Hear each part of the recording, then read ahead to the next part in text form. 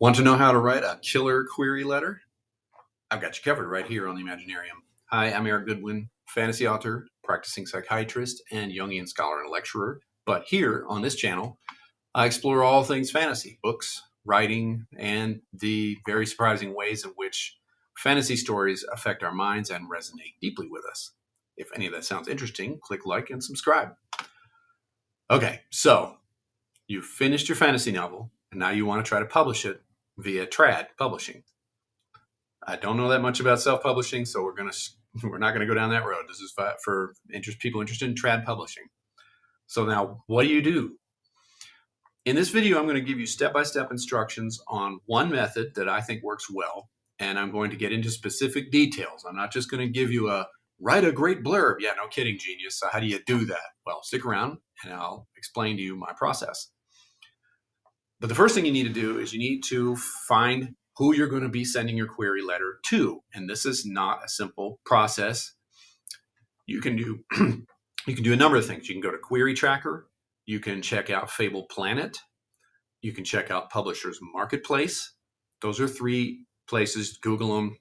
They're all over the internet that have lists of potential agents or publishers that allow unagented submissions. Look them up, find out what they want, all right? Don't skimp on this process here. Find out what they want, read interviews with them if they're agents. You'll find them online. But what you don't want to do is you don't want to shotgun agents. Mention your genre, your title, your word count, and your book. Don't be cutesy or clever with this. Just be direct. Let your story do the talking. Now, once you've done all that, you need to actually write your query letter. Now, in other words, once you've found the targets for the query letter, you've narrowed it down. These are the people that want a book that's like what you've written. In the subgenre, the genre subgenre, the word count, they oftentimes agents will put in there what kinds of tropes that they like, okay? So make sure everything matches, because otherwise you're completely wasting their time and yours. Now, what do you need to do next? Your query needs a blurb, and you also need a pitch sentence and a tagline. Why? Because a killer pitch sentence and tagline will draw the reader into your story. Okay, it works like this. You're walking into a bookstore, or maybe you're cruising online looking for a new book, and you run into an interesting tagline. I'll use the example of my book, King of Forgotten Darkness, as an example. So the tagline for this book is hiding from your demons only makes them stronger. Okay, so that's kind of a hook, right? That's the hook of this tagline. Now, once if that interests you, then you will look at the pitch sentence, if there's one on there, or you may go directly to the blurb. Either way, that's how you reel them in. And that's what agents want you to do. They want you to know how that process works. If you can reel them in, then you have a good chance of reeling in readers. If your tagline hooks them, they will be intrigued enough to actually read the pitch sentence. In this case, the pitch sentence for King of the Forgotten Darkness is, a young man wants to save his family, but it may cost him his soul. Now, if they're intrigued enough at this point, they're going to read the blurb. Okay, so what you don't want is to try to blast out everything about your book in one paragraph and try to jam it all in there. It's never going to work. Vast majority of these that I've helped other people work on have way too much information in the blurbs. And at that point, they're dead in the water, because the agent will read that and they'll go, this looks like a bunch of unfocused mumbo jumbo. I can't make any sense out of this. Pitch it into the slush pile. Now, the blurb for King of the Forgotten Darkness is as follows. 24-year-old Liam is a traumatized warrior in a paradise free of war. Okay. He works his high-rise job where he's safe and comfortable and free of suffering. For years, the portals between the brutal and magical world of Erantir, where Liam comes from, have been sealed. Civilization has been protected. All Liam wants is to live a normal life, to forget about his family's slaughter in Erantir before he escaped. But soon, he learns that one of his family members is still alive.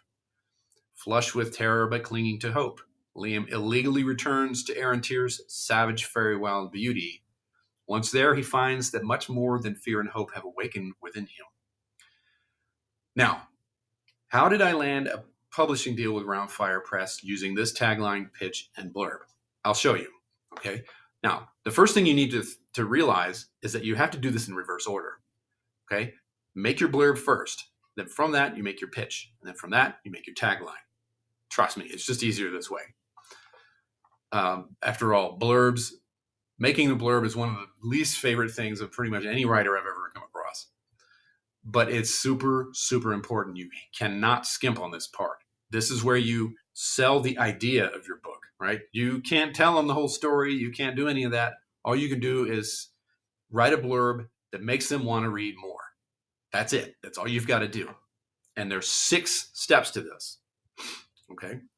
The first thing you need to do, step 1, introduce your protagonist. Number 2, tell us what that protagonist wants. What's their desire? 3, tell them what the main problem is and why they can't get their desire. That's why it's a problem. Okay. 4, what is at stake? What's the risk that your protagonist must overcome in order to 5, accomplish whatever needs to be accomplished? And then the 6th part is the hints at the wider story, right? So you want to end on the hinting at the wider story that all of this stuff involves. If you use this method, you're going to be able to boil down your massive sprawling epic into the essential core of what your story is about. Okay, so to recap, main character, desire, problem, stakes or risk, solution, hints. Okay, now here's how you write it using those pieces. Once you've figured out those pieces, insert it into this basic structure. Okay, your story problem, right? So your main character, tell us who they are, wants, tell them what the desire is.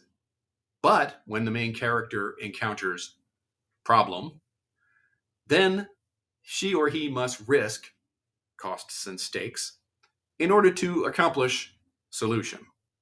Okay. And then for your last piece of it, hint at what else might be going on in the story that the main character will learn about later on.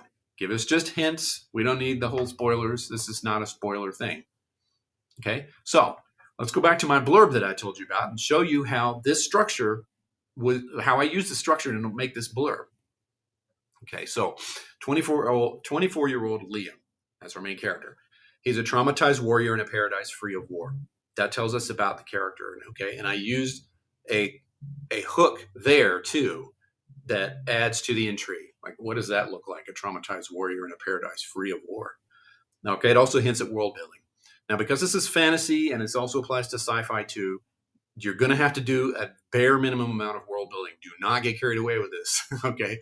You don't need much, just enough to give us a rough sketch. The next part of it is that he works his high-rise job. He's safe and comfortable and free of suffering. This is the world building part here, okay? For years, the portals to the brutal and magical world of Erentir, where he comes from, have been sealed, and civilization is protected. All he wants, that's our desire, is to live a normal life, to forget about his family's slaughter in Erentir before he escaped. But of course, do main characters ever get what they want? No! So that's the next part. Here's the thing keeping him from it. But he learns that one of his family members is still alive. So there's your main problem, right? Now, flush with terror but clinging to hope, Liam illegally returns to Erentir's savage and very wild beauty. Here's our stakes and implied solution in order to rescue the family member. Okay. Once there, however, he finds that much more than fear and hope have awakened within him. So that's the hint at the wider story going on here. And that completes everything in the blurb.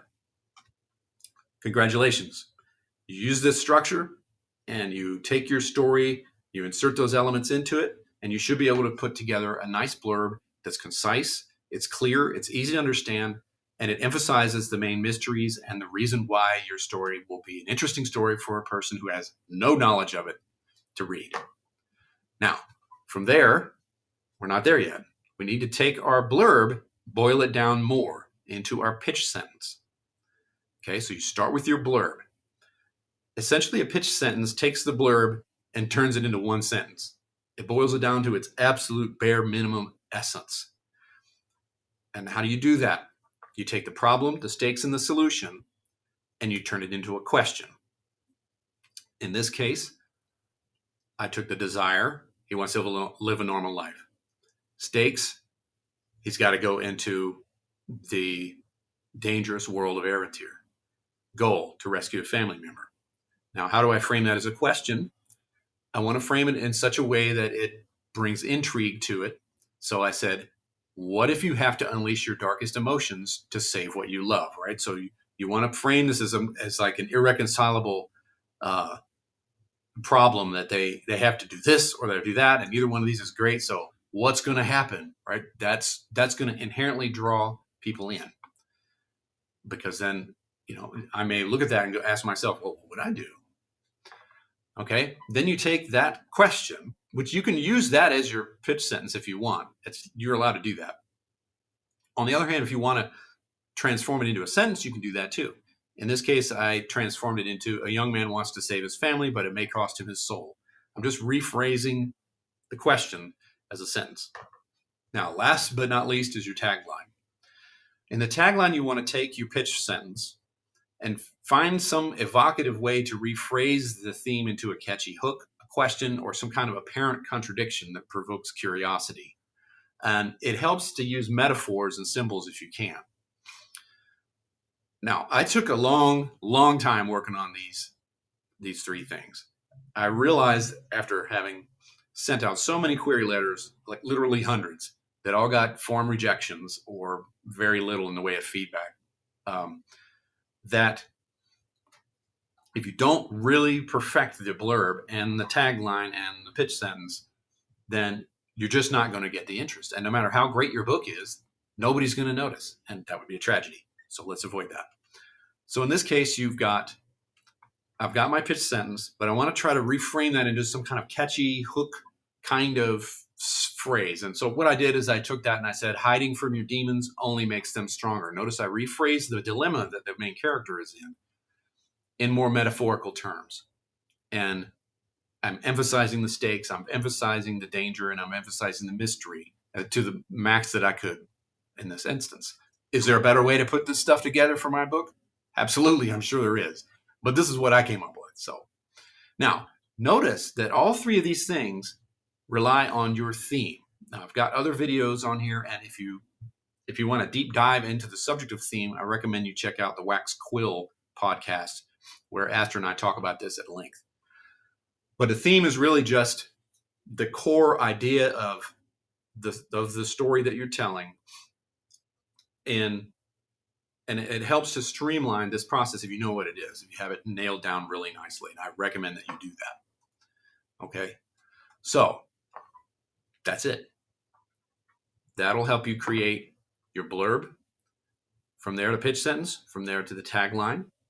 And then when done in reverse, then you will have people come to the story and go, aha, there's a tagline. Well, that sounds kind of interesting. That's step one. Step two, reel them into the pitch sentence, or if there is none, it just reels them directly to the blurb, which is perfectly fine. If you've constructed those 2 or 3 things really, really well, then you've got a great chance that people will actually read your story. Now, your story may not be all that great, right? But that's not what we're talking about today. We're talking about how to get them to read the bloody thing in the first place, which is very, very difficult for new writers. If you don't have a big name, if your name doesn't rhyme with Jandin Brandberson, then people don't know who you are necessarily, and they won't know that they really, really need to read your book because it's so freaking awesome. Okay, so that's what I got for you today, and I hope it helps out. And until the next time, I'll see you later, gang.